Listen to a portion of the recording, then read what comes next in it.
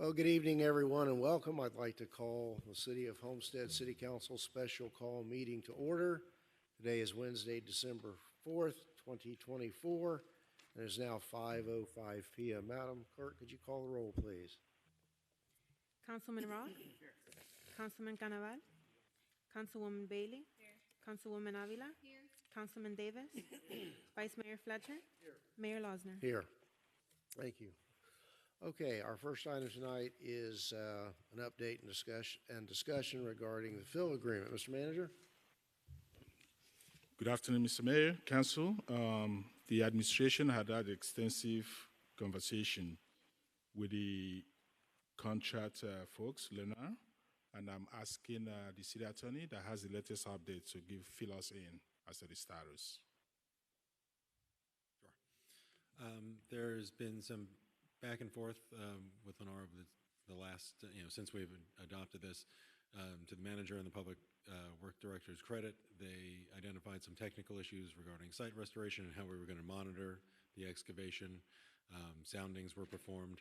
We are now at the point where recent conversations, all of those points seem to be put to bed, and actually just earlier today, Lennar had forwarded a copy of the revised agreement incorporating those terms. So we'll look at them over the next day or two, but with any luck, we should be able to execute, hopefully by the end of the week, if not then next week. And then from there, the agreement provides for an investigation period of the fill, about 45 days, with closing 30 days thereafter. Very good, thank you. Any questions from council?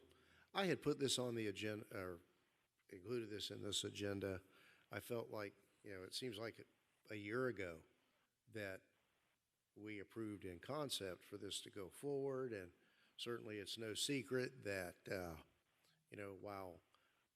while there's limitations on where this product could go in connection with the final Keysgate development, certainly that developer needed this fill that was close at hand, and I wanted to get this moving. I've kind of made the analogy, it's kind of like an insurance claim that, money needs to change hands, and insurance companies like to hang on to your money as long as they can, and I think it's time to move forward. Certainly, more recently, the city jumped through hoops to the benefit of both parties to ensure that closings could occur on that first phase, and I hope that the message goes back that, we're at the point where we can jump through hoops now in a mutually beneficial manner to get this done and have those proceeds change hands. It's no secret we have some capital needs, and I view this as capital money, and the delay and foot dragging needs to stop, and if there's any way that, that due diligence period can be, waived or shortened or go forward, I would ask that message go back. Certainly, Lennar's been in control of the pit for quite some time through its excavator, and just need to make it happen. So maybe at the next council meeting, it can be ready to be brought for, do we need to do anything else to approve it, or You do not. the manager can execute it? At the original authorization, at the award to Lennar, authority was delegated to the manager to enter into an agreement for the established price. So this actually does not need to come back to council. Okay, good, because, quite frankly, I was at the point where, they're getting last year's prices for a next year sale, and we're not going to be enjoying any of that bump in value. I wish that we could. All right, if there's nothing further, then we will close out the discussion on tab 1 with respect to the fill agreement. Well, if there's no objection, why don't we jump to tab 3 and move through that before we get into the longer discussion. Mr. Pearl, you want to read the resolution?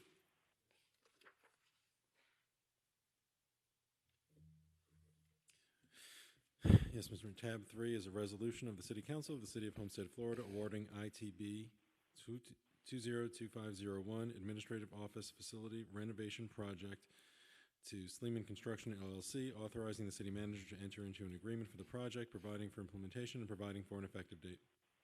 All right, Mr. Manager.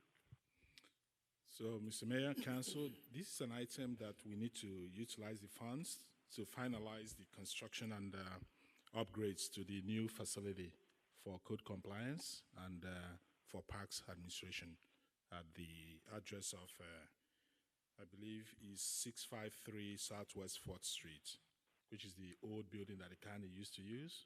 Council had previously approved the roofing contract, which I don't know if you've had a chance to go to that. Thank you, Councilwoman Bailey. After our event on the last day, I was with you at Falcon Williams. I drove down there, and I was quite impressed with the quality of work that was done there.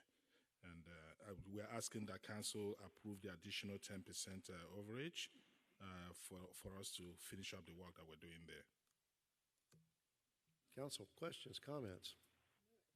All right, it's been moved. We have a second by, moved by Councilwoman Avila, second by Councilwoman Bailey. So we quickly open the public hearing. Okay, we'll close the public hearing and we'll have a roll call vote on the resolution under tab 3. Councilman Roth? Yes. Councilman Davis? Yes. Councilwoman Bailey? Yes. Councilwoman Avila? Yes. Councilman Canaval? Yes. Vice Mayor Fletcher? Yes. Mayor Losner? Yes. Motion carried. Very good, thank you all. And back to tab 2, Mr. Pearl, if you'll read that by title.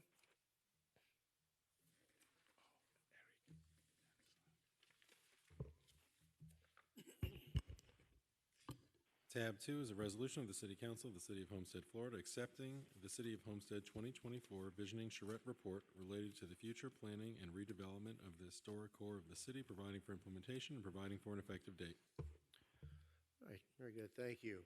I had asked for a session on this item.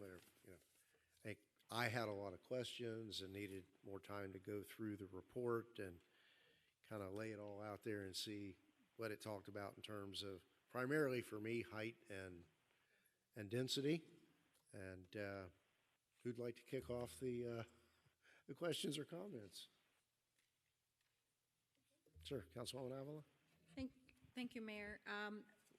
During the briefings that I had with Valle in regards to the presentation prior to our council meeting, I was clear to him when I said that the density that was reflecting in here wasn't going to be what we are agreeing on, and he gave me reassurance that the density number that we see here is not necessarily what is the overlay, but I understand your concern, and so we have to be careful because whatever he says is not necessarily what ends up becoming, and what we do today is going to set the precedence, and it's going to be the footprint and the fabric of what future councils will do, and what developers are going to look at, and it could be used against us in future conversations too. So we have to be very clear on that.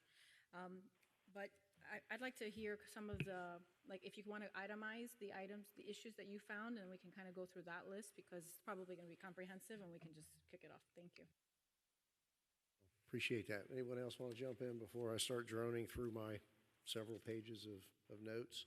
And I appreciate, this handout that was given to us this evening that is reflective of some of the actions we took with respect to the RTZ issues, and seemingly some of this is in conflict with what we find in the charrette, and it's probably more generous in some regards than what we find in the charrette, and certainly if some of these charrette proposals pass muster under the county RTZ rules, I'm all for modifying our RTZ to be in accordance here.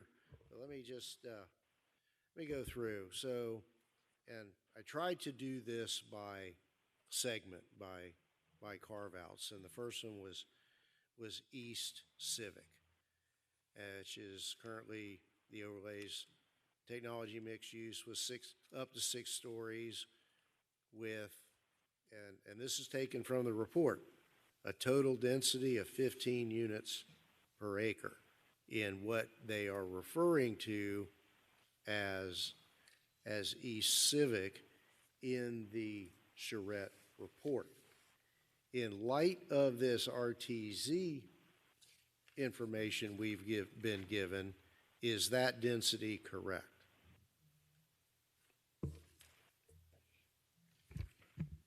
The items in the RTZ that are shown are correct. That is the density that's presently allowed. So conversely, then some of the commentary or narrative in the Charette report is not correct.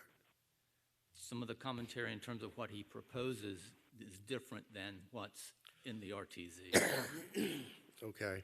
And I think for future discussions, it would be helpful to kind of superimpose this map and these rings of influence over each of these sections so we can mesh that together.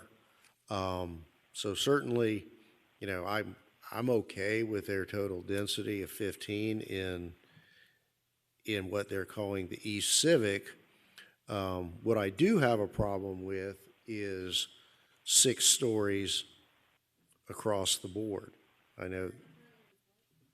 I'm not clear here, but the Charette proposes 3 stories on US 1 and going higher as you come toward City Hall.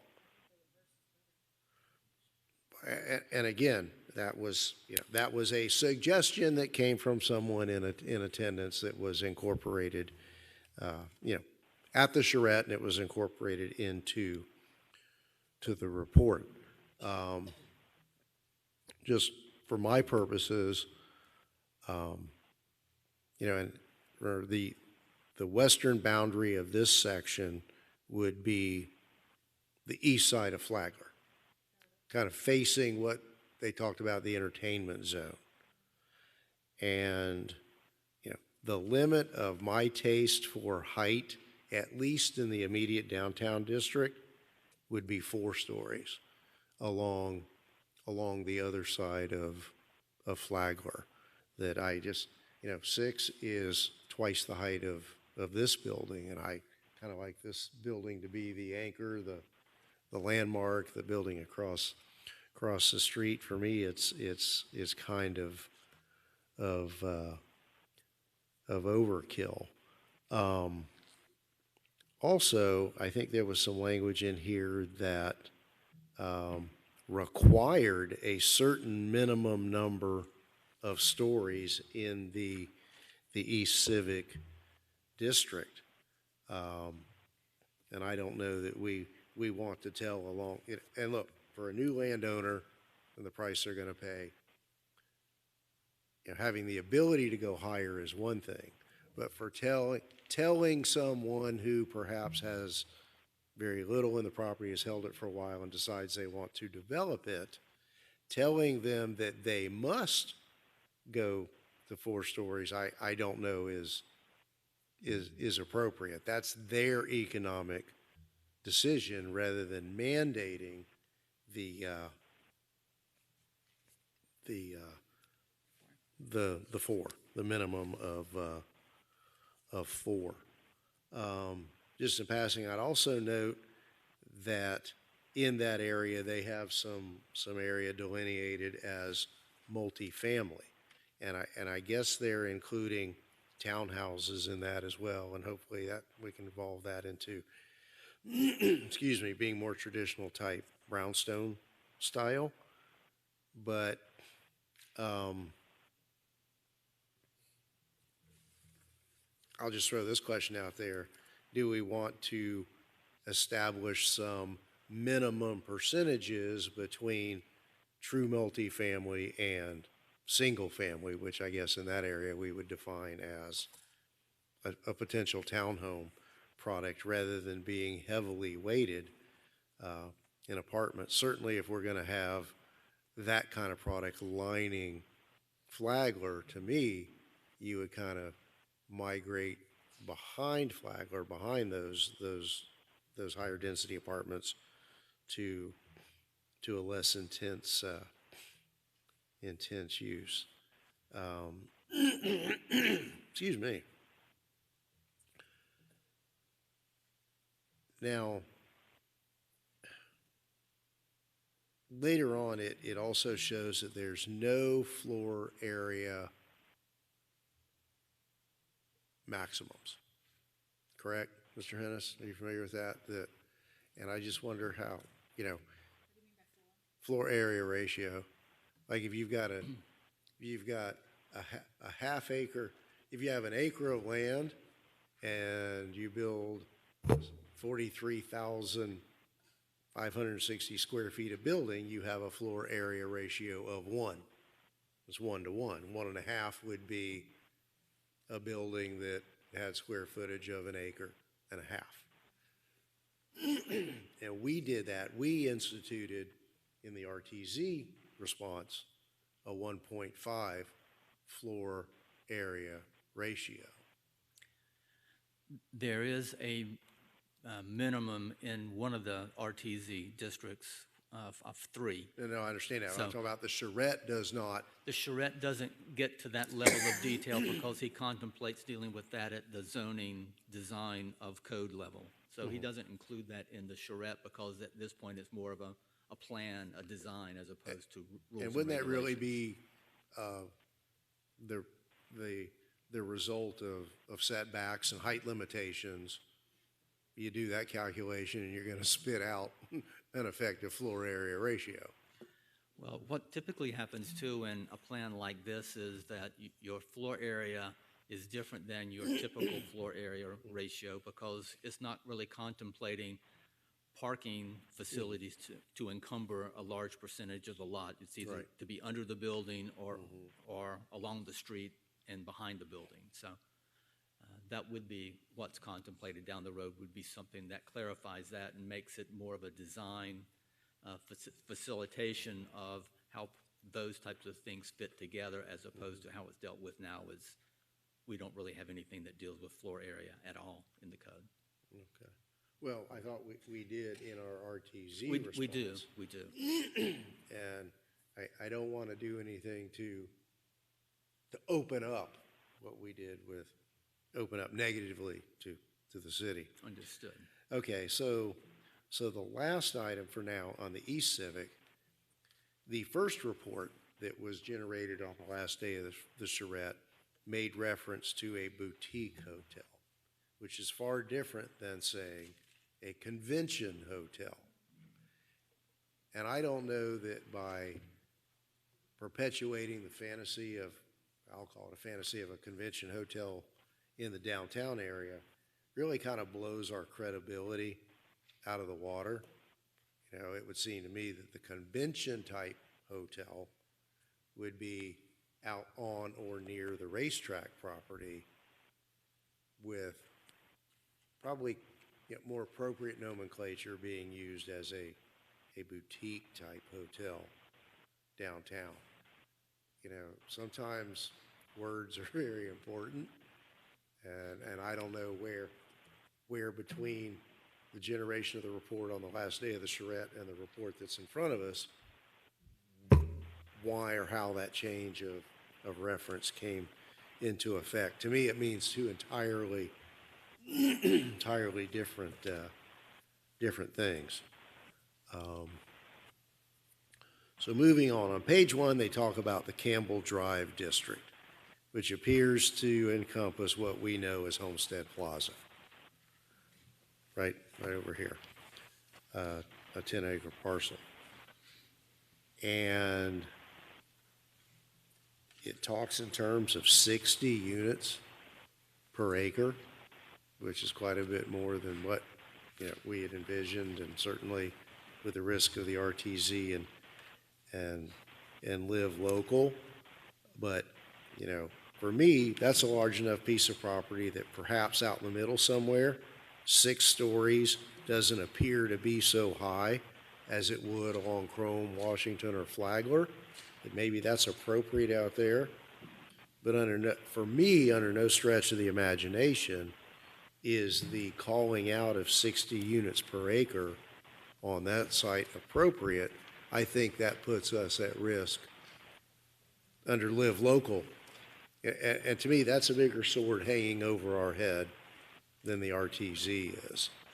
That 60-60 and someone could piggyback back off of that. Old City Hall, I don't think they referenced a unit count or a density count. I know what's it, in the pipeline as a proposal. And I think they called for a limit of 6 stories there, which is probably more appropriate than what we're going to see in front of us in the coming weeks.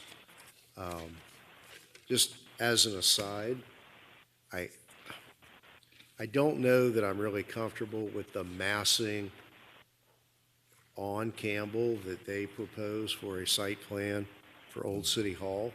For me, that's kind of evocative of the stuff that lines US 1 north of Homestead all the way to Cutler Bay, and I just don't think they could be multi-million-dollar units, and I think, our residents are gonna see what they know lines US 1. I just don't know that, even though Campbell's a very wide thoroughfare at that point, to me, I don't know that that's the look and feel we want to strive for. As a matter of fact, at some point in the narrative in this report, they talked about that this overall would have the look of a dense urban feel, I'm not convinced that many folks in Homestead want a dense urban feel in Homestead. Thus, my concern with the height and the placement of those items. They call out in the Civic District for up to 4 stories, which I'm okay with there, but they talk about 40 dwelling units an acre, and certainly that exceeds what we have now under the RTZ, or potential live local. So I think at the very least,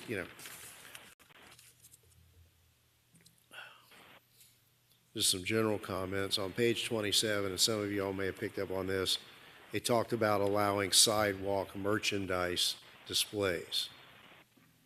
Well, I think what we have across the street is a good example of the negative impacts of sidewalk merchandise display. Is that what we really want to look like? With respect to the entertainment district they propose over here on the city-owned property to the east of this building. Again, I would pose the question, are we duplicating some of the effort of an entertainment center that we've created with Lossner Park? Is Flagler going to be our new Main Street? Certainly with the higher buildings that are proposed with residential above them on the east side of Flagler, that creates some residential and commercial synergy. And would the installation of the entertainment venue on the city-owned property next door to City Hall, would that be a detriment to filling the existing bricks and mortar? It's just a question. It's a concern I have, and I'd really like to know what the rest of you think. I'll tell you, when I saw Wheaton, Illinois, and look, they've been doing this for over 20 years now. They have both, but there's a whole different economic demographic there, and they are an established downtown. So, my concern is, and I'd love for somebody to convince me otherwise, and look, I like the entertainment venue. I think that's kind of a neat use of that property. So I don't dismiss it for what it is.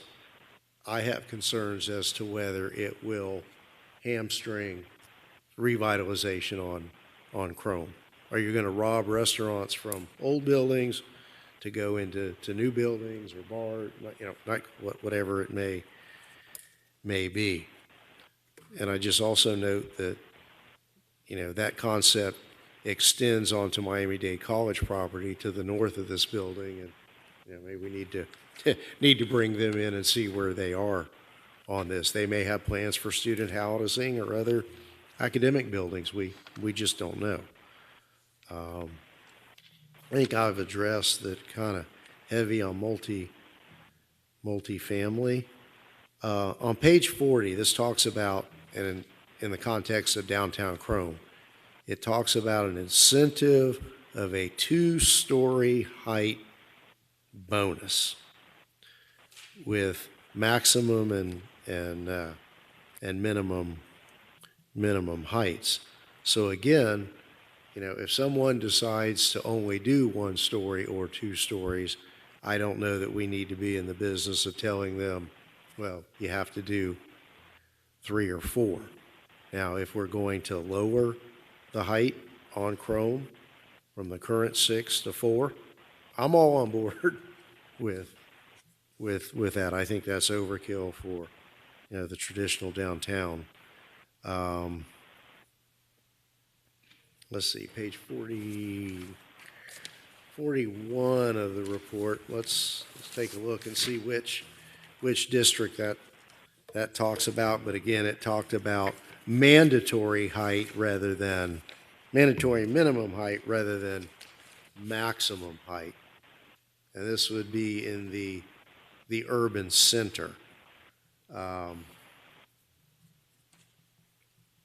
It says that on the corners, 6 stories are required and that the minimum is 4 stories. Again, my preference would be to provide up to 4 and let the free market decide what they want to do on a given piece of property, given the other issues that are permitted.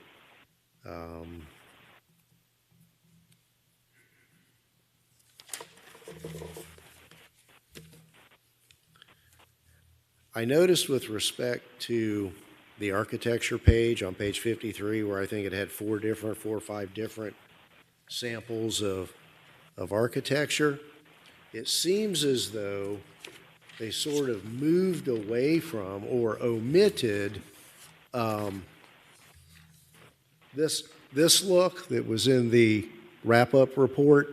And I think this view is the view looking north here up English Avenue. They've kind of moved away from this and moved away from kind of the rounded building where, the check cashing store is over here on Chrome. And I think that would be important to bring back into the mix. It seems to be omitted. And for me, the Florida Rosemary seems to be really contrived and kind of too busy. I'm fine with the others, but I would hope that, whatever name they want to put on this, that goes back into the mix. And I think it's going to be important for us to see to have some idea that if all this came to bear fruit, what's the calculation of the potential additional population in this downtown core? And I know there are recommendations here, and I know that we have already committed to doing the water and wastewater infrastructure to support the area between Flagler Street and US 1 opposite of City Hall. But I think we need to go into this with a very clear idea of what we're leaving for future councils. If this are adopted and not changed, I think we need to be very transparent about that. I think I've addressed the FAR concern. It doesn't appear, and looking at page 49, it doesn't appear that office uses are allowed on a ground floor. I get that we want to have, other retail, but I don't know that they should be prohibited in full. We've got percentages here for other things. We could impose some percentage, 25%, something to allow offices on there may be some demand for that, and certainly respect some of what exists now. I mean, certainly for new construction, maybe a whole different story. But again, I'm not one that wants to tell a current property owner that has an office there, or that leases or maintains their own office there, that no, can't do that anymore. We need to be very careful about that. So I think, other than, and I know we're going to have to take a real hard look and get educated on what all this waiver of parking and 35% of shared parking and what all that really means. We'll get into that as we adopt the master plans. I'll tell you, I am kind of warming up to the idea of gaining a parking garage on this site in exchange for some commercial adjacent to this building. I think it could be very beneficial. And again, when you travel, you see things that looking at them on paper gives you one view, but when you see it in practice, it's something entirely different. And if we're not entangled with, any restrictions on busway parking and so forth, I'm sorry, BRT line parking now, I'm surprisingly kind of warming up to that idea after seeing it in practice and reflecting upon what's possible, because for whatever reason, we already have a parking shortage on this site, not to mention for the rest of downtown. Someone asked me today, well, where do I need to park Saturday night for our tree lighting? Last year, the garage was filled. Right now we have unimproved, undrained, unlighted, vacant lots. So I think that could be very beneficial. So with that, I'll rest. Love to hear from the rest of you. Or any feedback from development staff. I think you make a lot of very good comments, and I apologize for Eric not being here to sort of respond to it, but we can certainly provide responses to all of that information and questions. I think there's some good methods and ideas there that can be incorporated and refined to deal with the master plan in an appropriate way. So I think those are really good comments.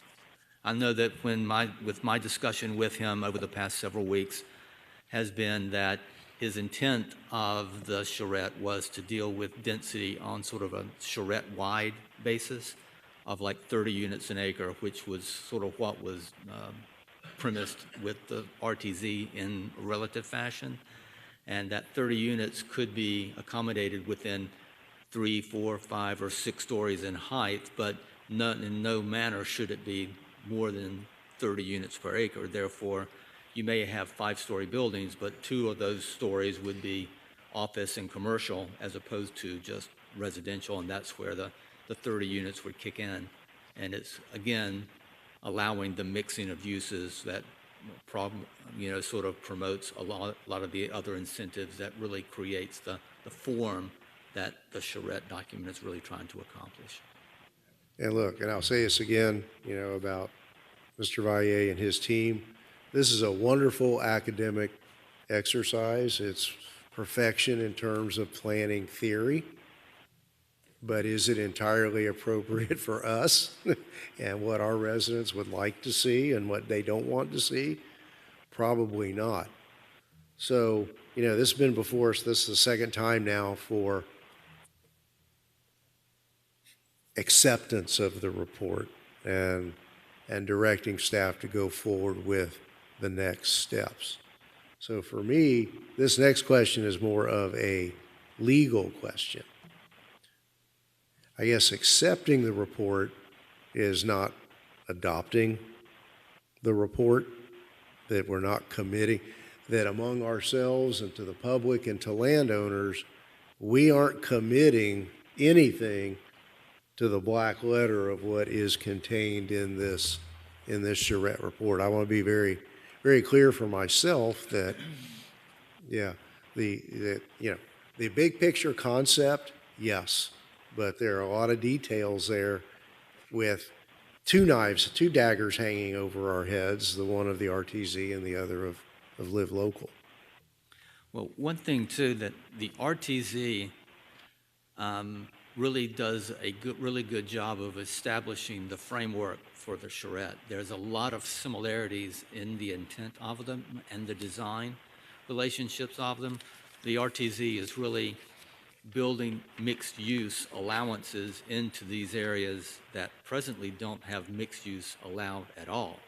So the RTZ really is sort of really a good first step to provide sort of a flavor and a picture of what is envisioned to be happening in the RTZ, which the charrette document actually gives you a visual picture of what that will be. So it's meshing the two variations of 5 and 6 and 60 and 40 density down to the level that the RTZ is really promoting, because really the two documents really are very similar in terms of their form and their design focus. So I think understanding that makes it a little bit more clear that what is being shown in the charrette isn't really that far from what we're really looking for in the RTZ. So some of those things that are talked about in the charrette, like parking, forgiveness of parking, and things of that nature, are actually in the RTZ in some form or fashion. It really sort of allows what's in the code now for between along Chrome Avenue for those buildings not to provide on-site parking, that they can share it along the street.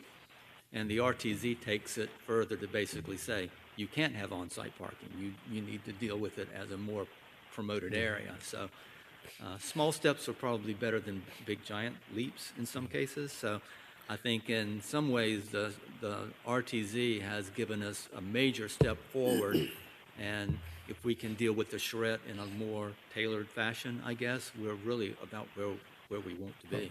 I think what would be very helpful for me visually, I like map scenario pictures, would be to somehow take this by section, each of the 4 or 5 sections in the charrette, and demonstrate how this overlay impacts each of those sections, and kind of a table showing what the charrette provides for versus what our RTZ response currently provides for, and try to, meet in the middle and whatever we need to do. And, so if you all can generate this and circulate it, I think for our next discussion, that could be, for me, it would be very helpful to kind of have that comparison, and rather than just this big blanket map with all these colors on it. Okay, this is Civic East with the overlay on it. And the overlay does this, but the charrette says that. I believe we can certainly do that. Yeah, that would be helpful. Beyond that, I wanted to mention, I know it seems like it's been forever since we walked up and down Chrome as a group with whoever's doing the design and engineering work for Chrome Avenue. I'm kind of the opinion that what we talked about that day pretty much meshes with the charrette. So I'll ask the manager, are we going to see some designs anytime soon? Yes, I think at 50% completion stage, if I'm not mistaken. There were some scope changes based on the charrette that we did, and they participated at the workshop. Right. They went back to do hydraulic analysis of the infrastructure along Chrome Avenue, as well as Flagler, to upsize the pipes to highest and best use. Instead of going in now, the existing pipe, I believe, is 24 inches for sewer. Want to upsize it to 36. Yeah, I'm talking about, the sidewalk and the sidewalks? Sidewalks Yes. and expansion of So all that has to come together. Okay. You don't want to do one Well, and no, come back and rip it out again and do the second project. So we 'Cause- told them to combine it as one project. Because I perceive we're all on board with the parklets and the outdoor seating and the corner think we can bars and agree the with open air ability.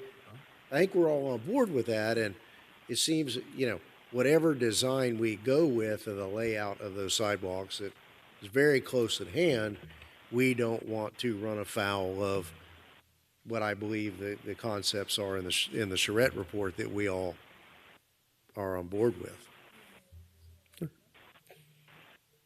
Thank you, Mayor. Definitely would like the comparative report with the RTZ. And it's funny because when you're talking about, oh, well, the RTZ, I immediately start to think about what they were trying to impose on us, but you're referring to what we adopted, what our response was. So, you know, that's good to keep in mind. And it's good to hear that what we responded with is meshing with the charrette. So that gives me some affirmation here. With regards to the 4 stories, the 3 stories versus 6 stories along Flagler compared to US 1, it should be reversed. I agree with that. I'm okay with the 6 on US 1, but on Flagler, 3. That makes sense. The elimination of the minimum requirement for floors, my understanding is that those minimum standards are there to almost like an insurance that what you want to have built is what's going to get built. So is there a better way to try to achieve that versus creating the minimum requirement and versus not creating a minimum? Like, is there like an incentive that we could build into, and is that incentive built into the charrette or is it built into code and zoning? Let me just comment. So the RTZ regulations that you all adopted, in that chart, based on the subzones, it has the maximum density, it has the floor area ratio, it has the height. Those FARs were one of the minimum requirements that the county stipulated we had to have, right? So that's sort of the baseline. We can't go with no FAR. We're going to have an FAR, at least for the areas that are designated with the RTZ. That's why it will be helpful for you to see how the 4 sub-districts that are defined in the charrette draft master plan, how that lines up with the 4 subzones that you've already approved in the RTZ ordinance. And that way you can see the overlay, because I think the baseline document, the baseline really what notwithstanding all the architectural design guidelines, those things, right? But the main base document is building height, floor area ratio, and the density. That's really going to drive the train. And then everything else, you know, can pair up, match up. But there needs to be some consistency between those two. And I think the only way that you're going to really get an idea is to see that visually and look at it and how it lines up. Because the boundaries aren't going to be exactly the same, but it'll give us a really good idea of where you want to go, because that'll lay the groundwork for everything that comes next. Excellent. Okay, so I look forward to getting that report. The multifamily that was referenced on Flagler, I agree. I'm not trying to see apartments. Well, it seemed to be heavy behind, on the other side of Flagler. No, walk-ups are, Yeah. is that what you mean by the brownstone? Yeah, because they did talk about townhomes, which Yeah. basically brownstones or townhouses with some architectural appeal. Right, yeah, so I'm in agreement with that. Then the boutique hotel versus convention. So what I envision for over by the racetrack is like rodeo size convention. But all we have right now is Seminole Theater size.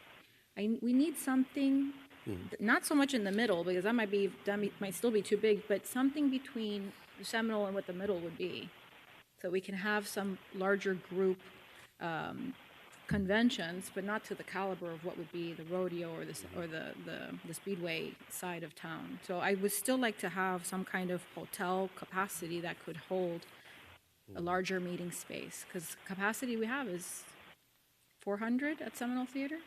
So maybe Well, something just that can. for reference, the room on the top floor at Miami-Dade, theater-style seating is 400.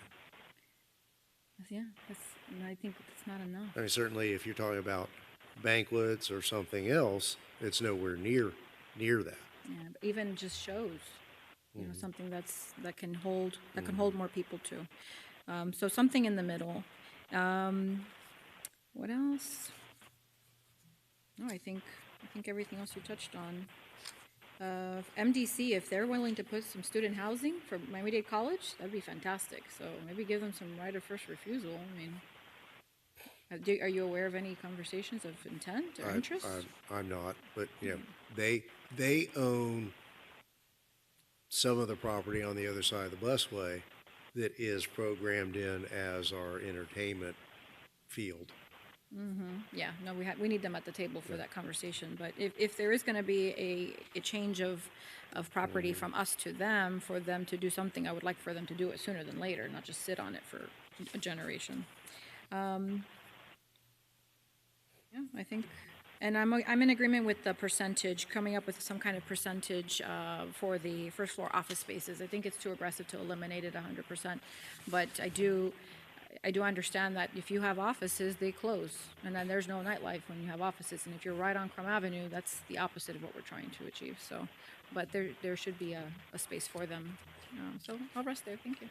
All right, now, just to clarify, you know, I think that in the schematics, they show taller buildings along Flagler on the other side of Flagler with retail and other commercial downstairs and apartments, probably, you know, by design, above it, which would be kind of neat, overlooking public transportation and the entertainment zone out here.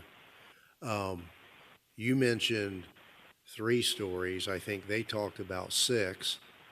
You know, there's enough setback between this building and the other side of Flagler that if we need to give somebody the right to do 4 to On make top of that commercial. redevelopment, well, commercial and 3 Right. for a total of 4, Yeah. I'm okay with that if that extra floor is what's needed to make acquisition, demolition, and redevelopment happen.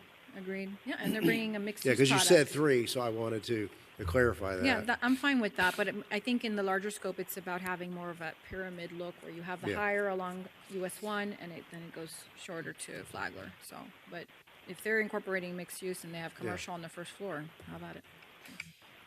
Anyone else? Vice Mayor?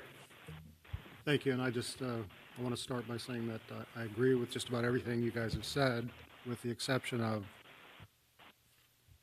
the urban discussion that we had in here.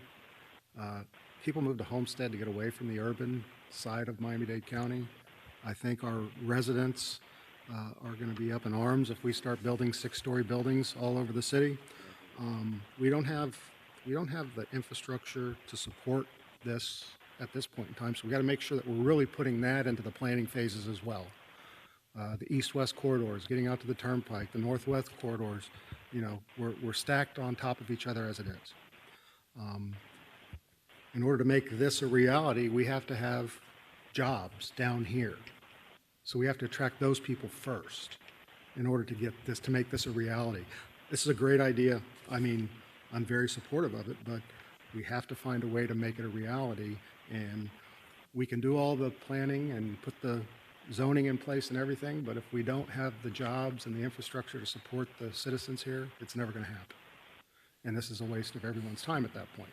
So I would just venture to ask the staff that we really need to start aggressively going after some of these larger corporations that are moving to Miami-Dade County. There was one in Miami today. They're building a data center in northwest Miami-Dade County because the county's giving them incentives. Why aren't we trying to do that? And you guys are new. I asked this 4 years ago of the previous staff. So we definitely have to start being more aggressive going after these outside entities to bring them down to Homestead and let them get in here. My one question was, can we be more restrictive in our zoning than we currently have in the RTZ? James? Well, the RTZ is the minimum. So you could be more restrictive. At least with the height The FARs, we probably don't have any Nothing. wiggle room on. But the range of density, minimum to maximum, you probably can lower that. Okay. Just something to think In the, about. in the maximum height, right? Right. And that comparison chart will help us Help us. work through that. With that, I also want to, you brought up a very good point about the different design styles they had in here. The Spanish architecture one, that was kind of one of my favorites that was left out. I'm not a fan of really any of these in here. But, The Coral Gables look. yeah, I call that Spanish, Yeah. Mediterranean yeah, revival. Mediterranean, yeah, exactly. So I think we need to focus more towards that to try and give the city its own little feel. You know, get away from the Key West look, get away from the St. Augustine look. Let's create our own little homestead look. And certainly in the commercial areas and around this building, if they want to get frilly over in the townhomes and the apartments, yeah. And just overall, whatever the density we decide on, we got to start looking at what impacts that's going to have on the rest of the city services, police services, Miami-Dade County Fire Rescue Services, everything. So I think we should break these up into smaller workshops for each district. And I think we can get a lot more done. And I'm still a fan of doing it upstairs, looking at each other at the table rather than having to bend my head each way or the other. But Hopefully, Mr. Valle can come down and guide us through some of that. that's where I stand at this point, Mr. Mayor. Thank you for your time. And I want to say, you make a good point, because in the back of my mind, this is only going to happen when we have a more affluent population in our community. So let me springboard that into, this is kind of one of the reasons that it upset me personally, that as we are at the threshold of having aerospace technology coming to the area in and around Homestead, that there's a move afoot to whittle away at some of that. And that I think will be a real game changer for the economic demographics of our community. That's, other than, selfish reasons is this going to be to the exclusion of our new rodeo venue? What's it do to, we desperately need better jobs in Deep South Dade. And that's the bottom line. Well, thank you, Vice Mayor. Mr. Davis, Mr. Cannonball? Well, Mr. Mayor, I have to say, I appreciate the comments of all of our team. I am in agreement, particularly with I don't want to look like St. Augustine. I used to live in St. Augustine. I love St. Augustine, but we're not St. Augustine. We're Homestead. I very much appreciate the detailed analysis of density and the things that we discussed. This is an excellent product, but one that needs to have a practical application to it. So thank you very much for that work, and thank you for everyone's comment to it as well. I'm in complete agreement that we need real job. No, I say real jobs. There's no such thing as an unreal job, but we need higher paying positions. Better here diversity of jobs. Yes, in South Dade, and that is a huge. That is the anchor that's going to make all this successful, and we need to really focus on that. Thank you, sir.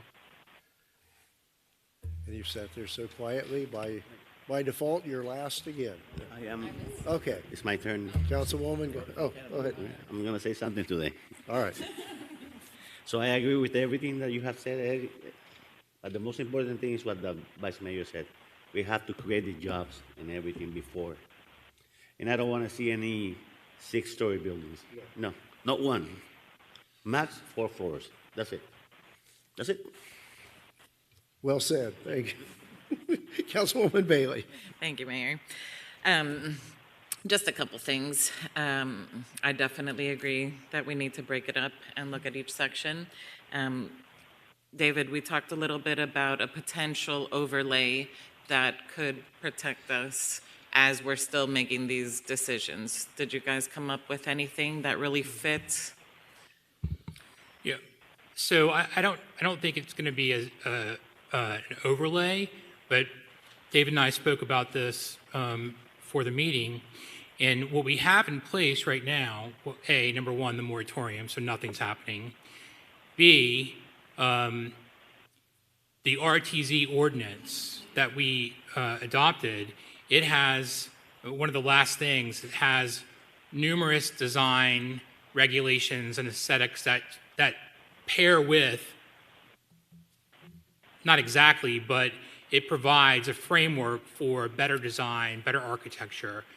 That coupled with design regulations you already have established in your code, all of that would work to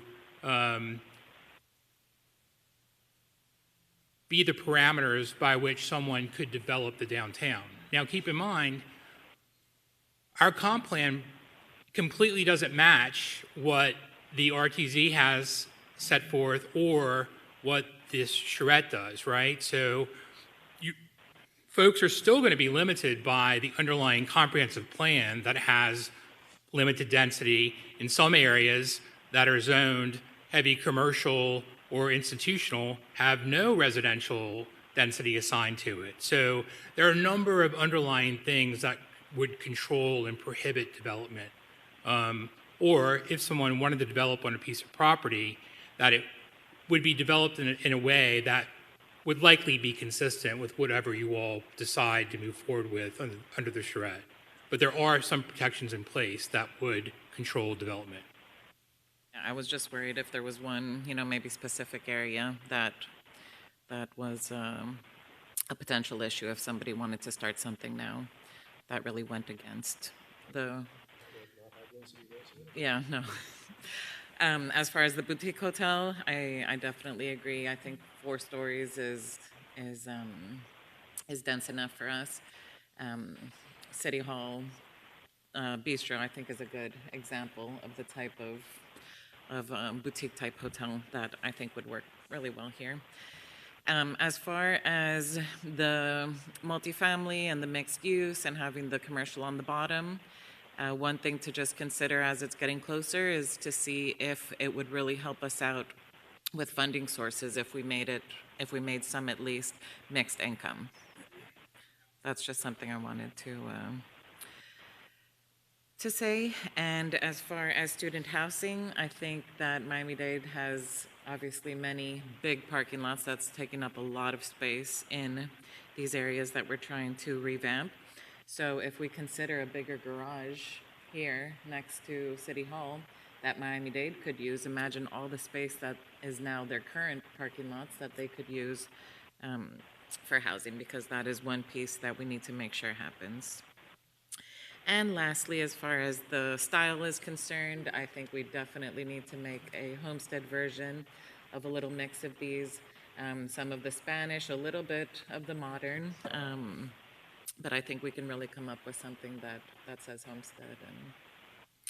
And I think that is all. Thank you. Councilman Roth. Thank you, Mayor. So you had asked about the entertainment district, and I think I asked about that in my not the one-on-ones, but the meeting I had with Valle as well, and how it would compete with what we're trying to do in Losner Park and along Chrome Avenue. And I don't remember the exact phrasing of his answer, but he said it would not. But and you agree that it would not compete with what we're trying to do? So I just remember that being a response that they gave me, and I kind of thought it would compete. Same with the rationale that we used for the old City Hall property, competing with the stuff that we're going to bring over there to compete with the downtown area as well. So I think if we're going to do an entertainment district outside of the Chrome Avenue corridor with Losner Park, it should be a public-private entity. Let them invest the money into that specific space. Let them spend their money marketing, and maybe that helps us piggyback as to if it develops and becomes popular, then it expands into our corridor, right? So that's just something to think about. I had thought about that for a while, and they say that competition spurs more competition, and if you create excitement in a specific area, more people are going to want to be in that area. So I'm kind of on the fence on both sides, right? Is it going to be competitive with what we're trying to do, or will it enhance what we're trying to do? So that was my thoughts on the entertainment district. the height scenarios. I look at US 1 as I go north, and I think about what would I rather have seen there. And I think I'd rather have seen smaller buildings on US 1 and then gradually get higher to a centerpiece. And I think about that the same way. I know Councilwoman Avila mentioned putting the higher buildings on US 1, but if you, this is just my vision, if you create lower stories on US 1 and bring them to a crescendo into an area that you want to focus on as far as density and population, that to me would be more aesthetically pleasing than to have the tall stuff out here and then bring it down to the smaller sides into this area here.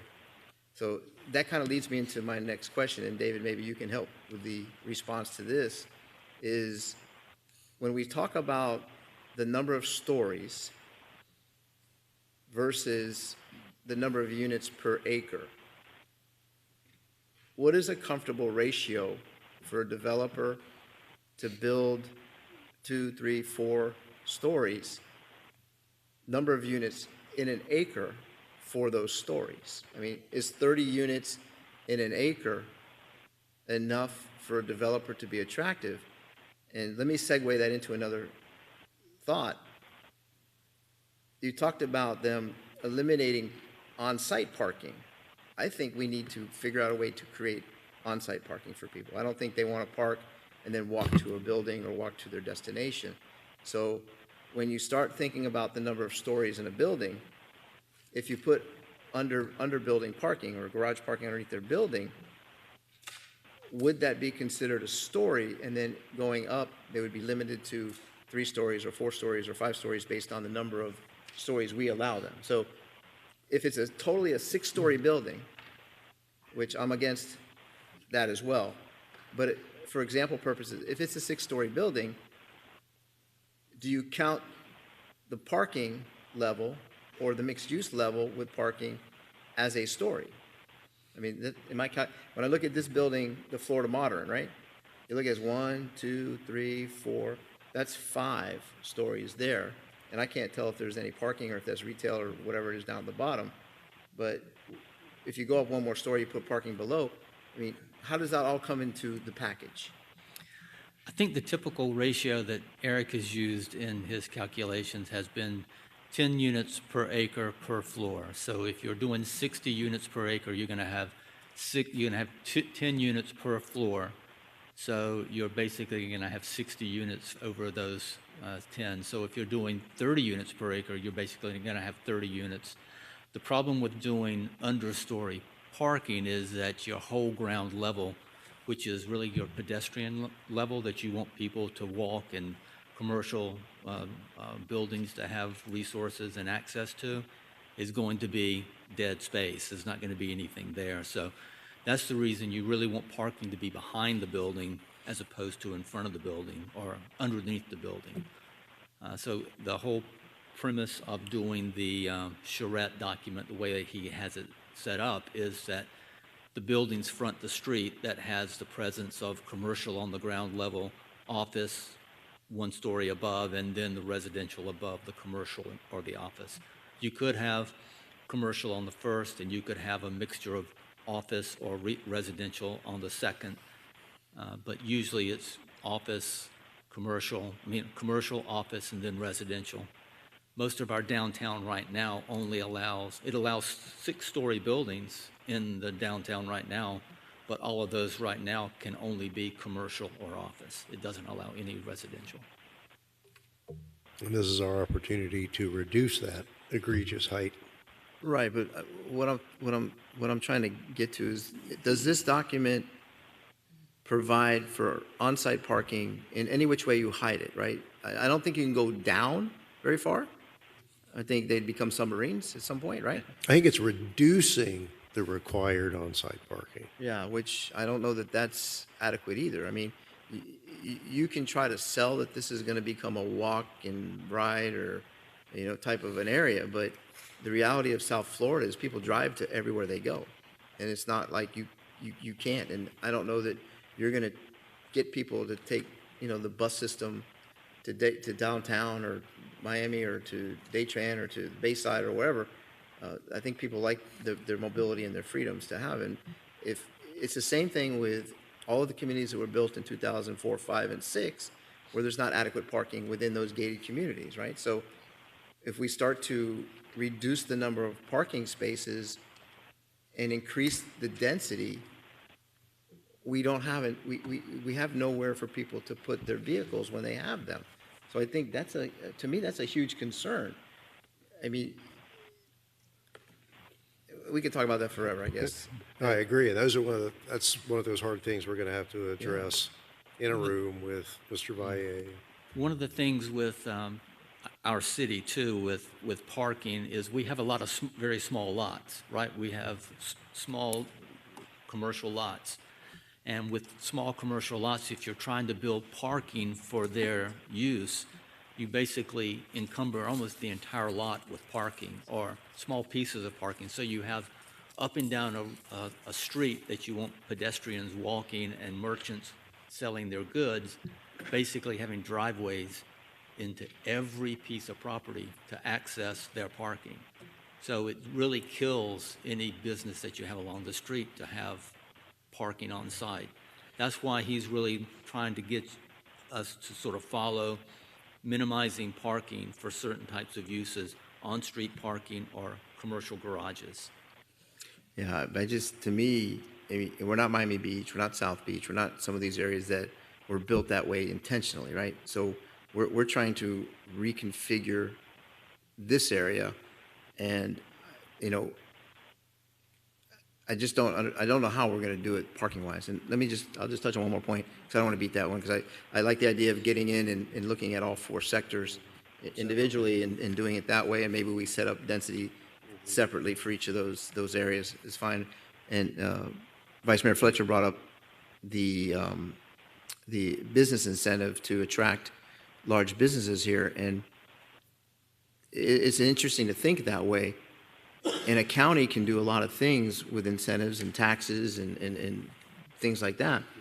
What could we do to incentivize somebody to bring a data resource business or whatever, to employ, hundreds of people? We can't offer those incentives, and maybe we got to start thinking more creatively on how do we do it? Is it dedication of land for something, because we could always dedicate something to them if we have the space, but we don't have the tax incentives like the state does or the county does. So, it's a good topic, but I think, we've got to expand on ideas or thoughts or somebody can come up with something that we can court some people down here with, because we just don't have that ability to, as much as we want to, we just don't have that ability. Mr. Vice Mayor. Just something to throw out there. I think, we can do just about whatever we want to do in some of those aspects. We're getting ready to get rid of some real property at some point in the city's future, and we can use those funds to help incentivize these people with the sale of the landfill or things of that nature. I mean, I know we have a lot of these things already dotted out to the sports complex and things of that nature, but we got to get creative and figure this out. And there's other grants and things, federal monies out there to help us incentivize these businesses to come here. We have to be creative. And I think we're going to have to make some decisions up here at times to help that out. But my 2 cents. Yeah, all very valid points. Yes, Councilwoman? Thank you, Mayor. I need a clarification. My understanding was code currently allows up to 6 stories. I'm not saying that I like 6 stories. I don't think we have anything right now. Or maybe there's that one building on Chrome. That's the old VA. How many stories is that one? That's 4. So, but my understanding is that current code allows up to 6. Is that correct? That is correct. So most of our commercial areas allow up right, to 6 so stories or 70 feet. So if you're a commercial building, and I'm not talking residential density, if you're a commercial building and you're going to build 4 stories of commercial and you need parking and you do bottom floor parking, and maybe you still carve out a good amount of frontage to be retail, we should still consider allowing along the commercial corridor that I'm going to call commercial US 1, where you allow the businesses that come in, the data centers to have space there. But what happens if we do reduce it to the 4, which I'm fine with? I'm all about the vision, right? Like, okay, let's talk about vision, and yes, density is important, but if we do that, what happens with like Burt Harris Acts, where we're removing property rights from owners? How do we protect ourselves from that? If it's currently 6 stories is allowed per the code, Downtown, but it's commercial only, correct?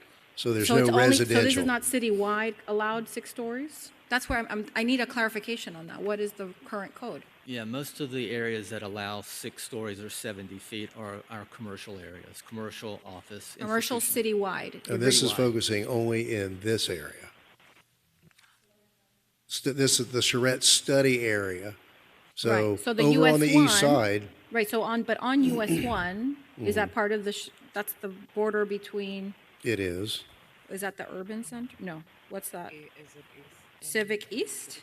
That's the one that has the flagler to US 1? Yeah, like if you Well, this left here is- and you come out to the light and the Suvi thighs on the left, Right, so this is why that breaking this down into bite-sized pieces is going to be important. And we can continue to do that even if we accept this charrette, correct? Yes. That's correct. So And then just please, how do we protect ourselves from lawsuits removing property rights? we're not there yet, right? So in this study area of the charrette, there is a mix of underlying land uses. You have some that are technology mixed use. You have some that is downtown mixed use. You have some that is heavy commercial and institutional. Those don't have density assigned to them necessarily. The technology mixed use and the neighborhood mixed use, the maximum 6 stories or 70 feet, we'll have to look at that. And we'll have to, as part of your consideration, you're right to point that out, but you may wind up where it's not taking away rights. And we'll have to evaluate that, because it'll be across the board. We'll have to look at it. We'll have to look at what the liability will be. But I think you need to go through the exercise to see what it is, and then where we wind up. No, thank you for that. That will help draw. That'll be part of the decision-making process. All right, thank you for that, because it's not that I want to see 6 stories anywhere. My understanding is that the rights exist, and if I had to make a choice on design aspect for vision, I wouldn't want it on Flagler. I like the idea of Flagler being more lower to the ground and where you have residential density with retail on the bottom, but along US 1, I would want to see more commercial, obviously. So there was one more item, but it might come back to me. okay. I think that's it, unless anyone else has any other. Very last comment, just before I forget, sorry. Regarding that point, I mean, we have it in place for other things, unless the business is going to go through a change of use or they go through their 40-year. I don't think we have to worry about any of these new things taking away rights. We can always leave that, unless there's something that completely doesn't fit. We do that already with a lot of different things, that unless they're changing the use or going through some recertification, that they can be allowed to continue working as is, right? Well, and I think at this point, the lack of residential density on Chrome has protected us from folks coming in and buying up the entire street, demolishing and doing residential to the destruction of our downtown. So, I think you could argue that, taking away height is offset by the grant of residential rights. That we won't have those conversations, right? Before James' head explodes. See steam coming out of his ears. Any other issues from anyone while we're here in the public eye? Yesterday, I had the opportunity to meet with and, I guess, interview a potential chief candidate. And I would also, maybe through the manager's office, I understood that there were 2 other candidates that were highly well regarded and vetted. I think one of them you mentioned had to leave because they couldn't fulfill an obligation.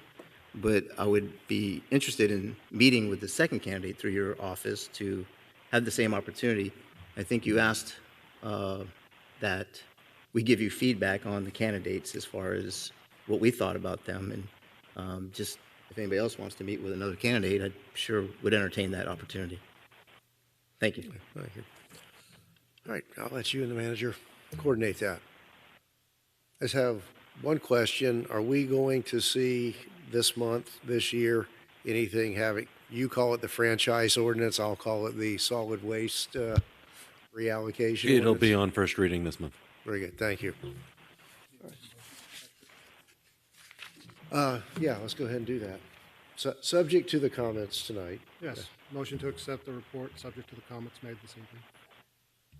All right, we have a motion and acceptance to accept the report and the recommendations to begin laying the groundwork.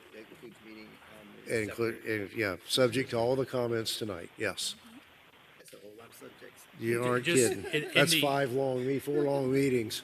In the resolution, the body of the resolution, the whereas clauses, I've laid out the next steps that are identified. So it's clear that the acceptance of this report doesn't have any teeth, it doesn't bind you to anything. You'll have to adopt a master plan, comprehensive plan, and implementing land development regulations concurrently. All the Right. pieces to fit And before. that's after a lot of different discussions over those different segments. Mr. Vice Mayor.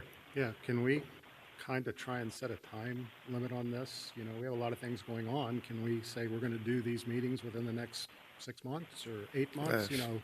So we're not stuck I here. don't see We're where not it will stuck be. here. We're not stuck I'm here not a sure year it will from be now. this year, Right.